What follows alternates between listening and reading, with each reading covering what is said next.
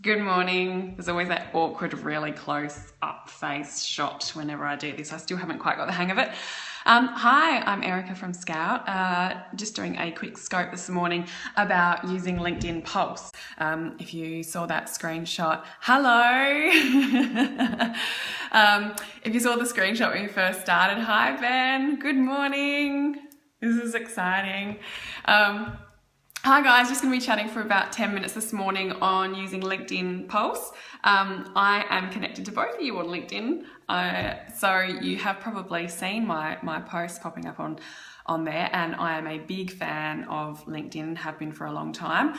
I know some people see it as a really poor cousin in social media to some of the other what might seem like more exciting channels, but I think it's really coming into its own. Welcome. We're talking about LinkedIn this morning. It's really coming into its own, and I'm really excited to see what happens with it with the Microsoft takeover and investment. But particularly over the last couple of years, it's come in leaps and bounds. Like, it really was an online resume for a long time. And if you ever saw anybody make any updates on their LinkedIn profile, you either knew that they were going to... Yes, yeah. I do cross-post a lot of content, so this is another example of that, bringing LinkedIn into the Periscope sphere.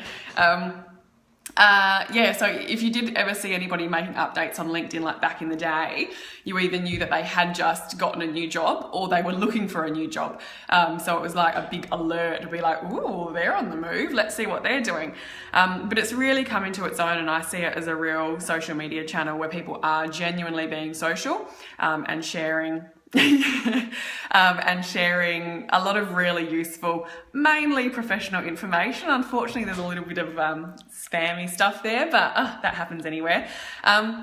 But specifically the LinkedIn Pulse. So that's the section of LinkedIn where you can add your own posts in a blog update style. And that was added about 2 years ago, I think it was. And I started using it about a year ago, and I'm pretty addicted to it. And a contact of mine who's on LinkedIn who runs the Vervely blog, she put a question out on her LinkedIn profile a couple of weeks ago asking for anybody who regularly uses LinkedIn Pulse if they would mind answering some questions. Thank you for an article she was writing. And that was a screenshot I showed at the start, and I'll share that again on Twitter after this. So a few of us responded, and she asked us some questions to share our tips on using LinkedIn Pulse, and I just wanted to share a few of mine specifically, and a couple of extra things that I thought about after I did the article today. So first of all, I've got about 6 things, so yeah, hopefully get them done in about 5 minutes or so. The thing with using LinkedIn Pulse, and it's that, write an article or write a post feature, is make sure it's actually a decent length article, and that it's not something that really should just be a LinkedIn update. If it's you sharing a link to somebody else's article with a comment about why you think it's good, that should really use the basic LinkedIn update feature. But if it's an original piece of content that you have written, or an opinion piece that you have that then links to another piece, so you really want at least a couple of paragraphs, that's a good reason for using LinkedIn Pulse over just the basic update feature. They are historically a lot easier to find in your profile, so I think that's tempting for some people. But if you want to generate that type of quality content and be known for that type of quality content on LinkedIn, really understand what should be an update and what should be a post on LinkedIn Pulse. Use a good quality image. So there's a really nice image area at the top where you can have a header, and that does help draw attention to your post. But also make sure that you have permission to use the image. So it either needs to be one of your own original images, or supplied by someone who has expressly given you permission to use the image, or is available using the Creative Commons license. There's also a field there where you can reference where the image is from. So with a lot of my posts, I make use of the Creative Commons license which allows reuse of images for free, providing you provide attribution for the image and where it came from in the original creator, and a link to the license that relates to it. So I use Flickr for a lot of that. You can search through Flickr really easily for images that are labelled for commercial reuse. And then, like I said, the Creative Commons license for that is making sure you link back to the original creator and the license that it references as well. So that's just something to keep in mind. And if you look at any of my posts, you'll see that. Though I did do my own crayon drawing a couple of weeks ago. That was quite fun for a useful one. So make sure it's a post, make sure you use a good quality image with permission and credit. Follow the best practices for web content formatting. Thank you. Like all kind of writing for the web, white space is your friend, formatting options are your friend. And keep in mind, particularly with LinkedIn, I think one of the reasons it's actually the use of it has increased a lot recently is that the mobile app has improved incredibly and people are becoming much more comfortable with logging on more frequently, scanning through the feed. So your posts are often going to be read on mobile. So you want to be using lots of clear space, short sentences, bullet points, subheadings. Use all those formatting options, make it really easy to read and easy for people to skim read as well, because as much as we like to think everybody reads every single word that we put all of our energy into writing, they don't, they skim read. So make it super, super easy to read with those formatting options. Timing, this was just a point I included in Shay's article with the timing of posting. Now, I've always been a big believer in posting first thing in the morning on LinkedIn because, you know, it's a professional platform and traditionally I've gotten the best response to updates I've put, whether it's personally or on a company page or on a LinkedIn post, when I've shared them early in the morning. So that's part of my personal habit.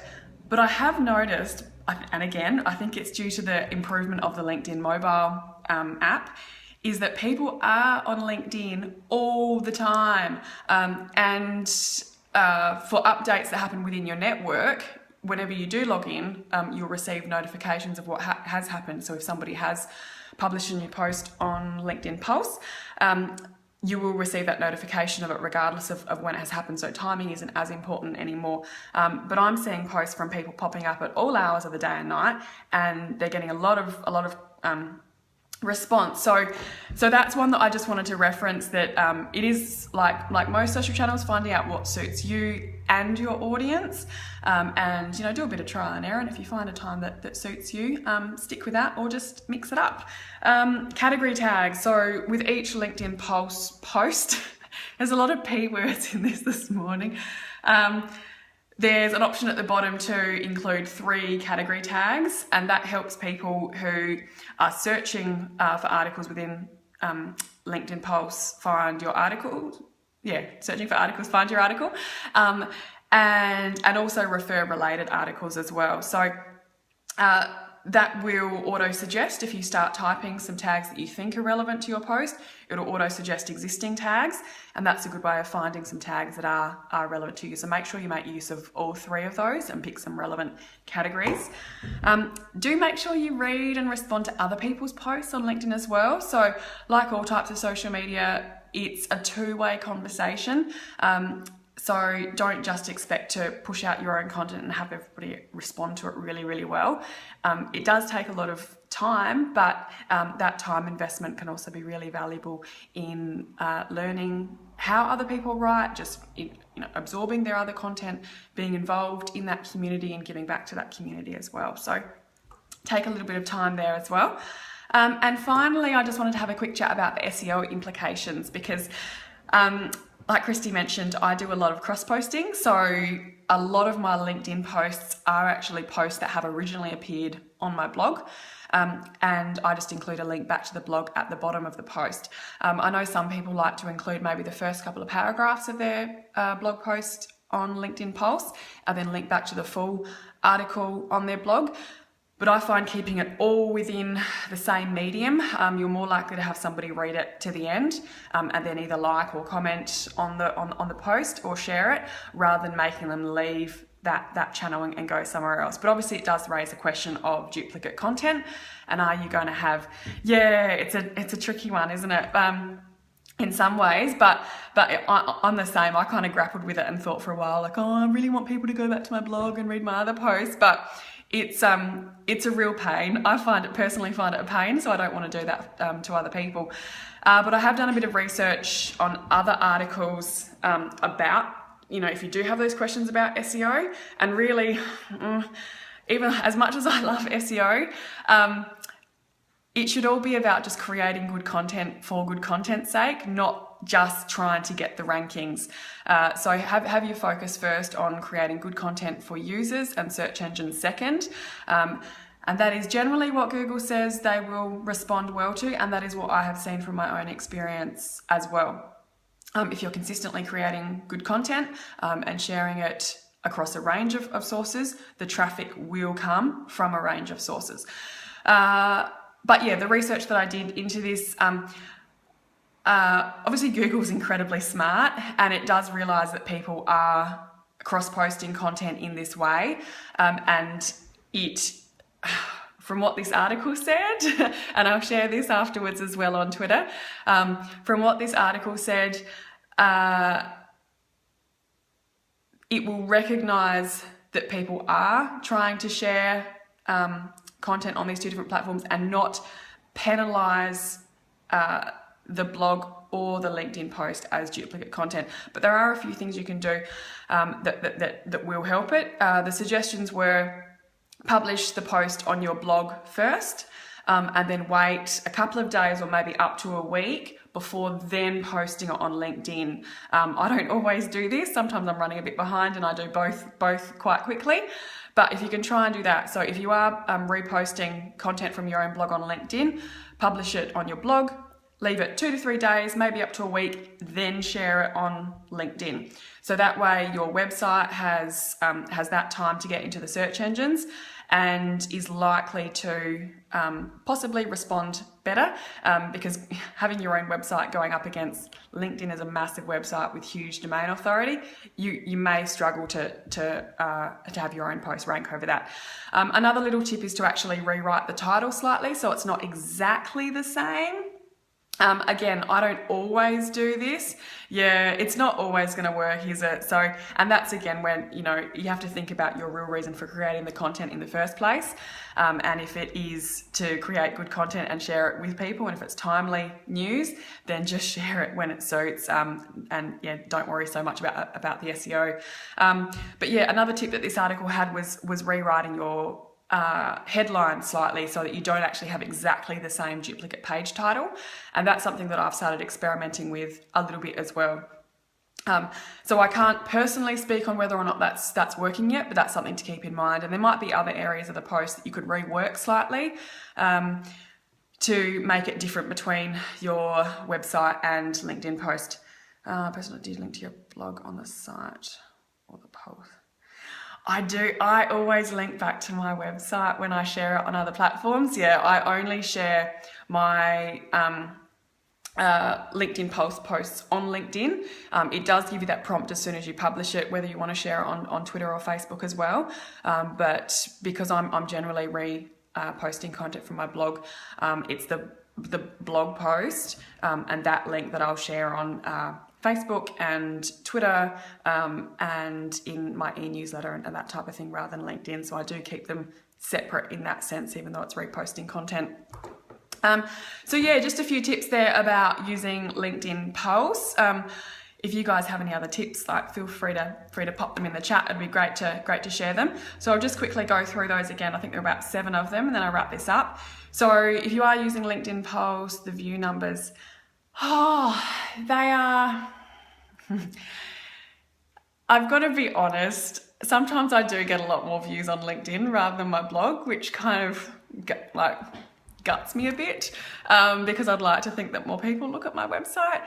But it's just LinkedIn Pulse is so convenient because of that automatic notification that people get when somebody has published a new post. It's also got some really useful analytics. That's another tip I'll throw in there, is make sure you go back and look at the analytics on your posts.